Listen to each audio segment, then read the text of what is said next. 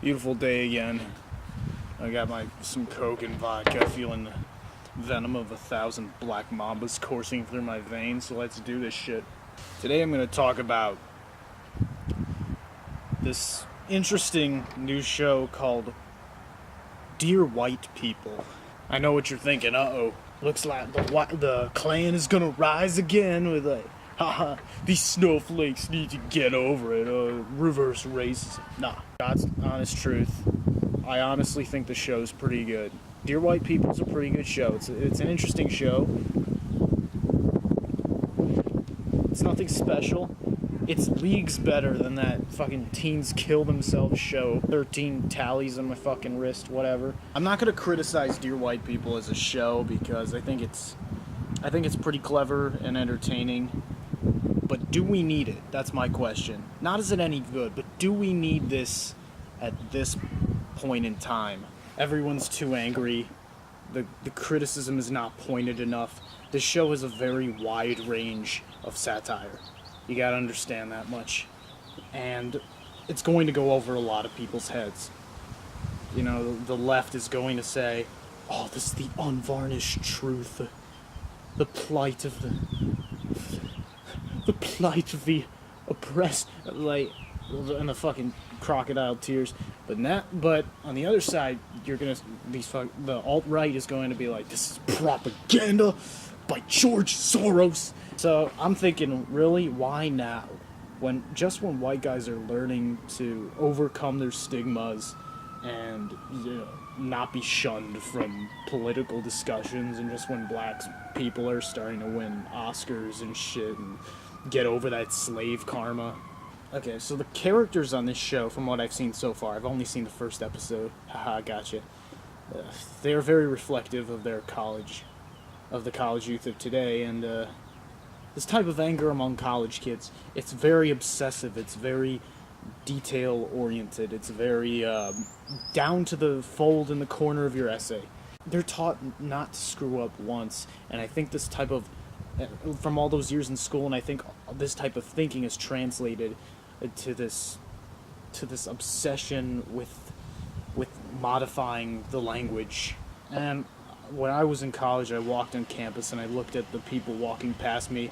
About 90% of their faces looked like virgin booty hole, bitter and unfriendly. They needed to learn to open up, you know, if you will. The other 10% are white dudes trying to look like virgin booty hole, but they can't because they know how bad they're getting fucked by all the protesters surrounding them.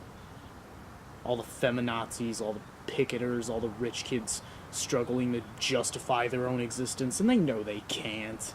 They know they can't do it. I could never do it. That's why I do this shit.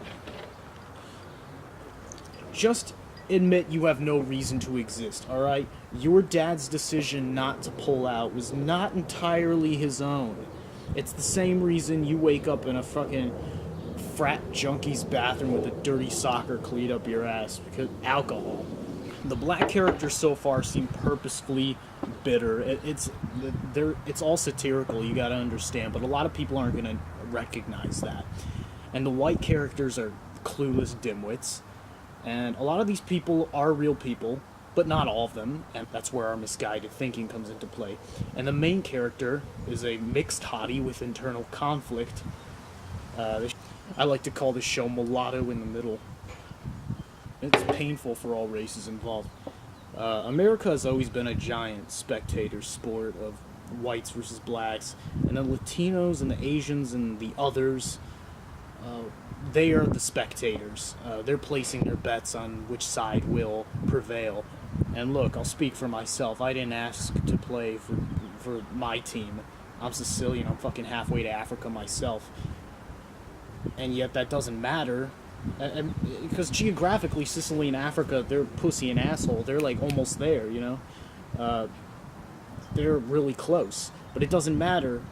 Because if I sit out in the sun for too long, like I'm doing now, I'll look like I fell asleep on a fucking hot iron, you know? It's a fact of life. And I'm no snowflake, believe me. If I was a snowflake, I wouldn't be out in the sun right now. That's like a Jew taking a vacation in Auschwitz. I'm just saying, It's a pretty good show. I'm just thinking maybe we don't need this right now. Maybe we could have waited a couple years. At least until we get Trump's head on a stick.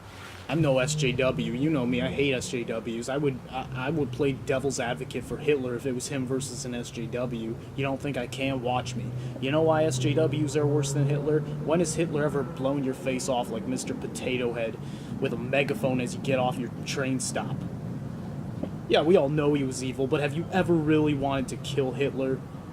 To throw him under a fucking train for taping a flyer to your backpack? Friday, 8 p.m. Where, motherfucker?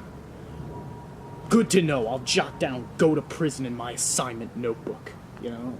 But the one group I can't betray entirely is my white brethren. Now, I can't turn my back on white people, and here's why.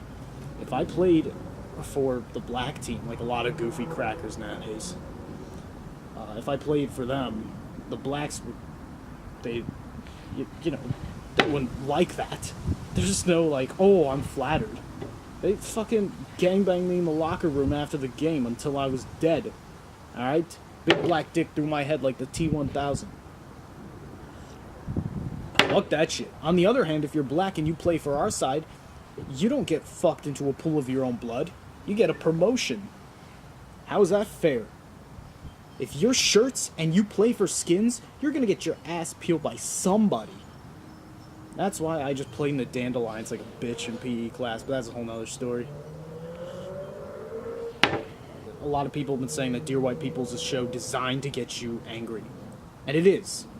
But not at any particular race. It's designed to get you angry at the world in general.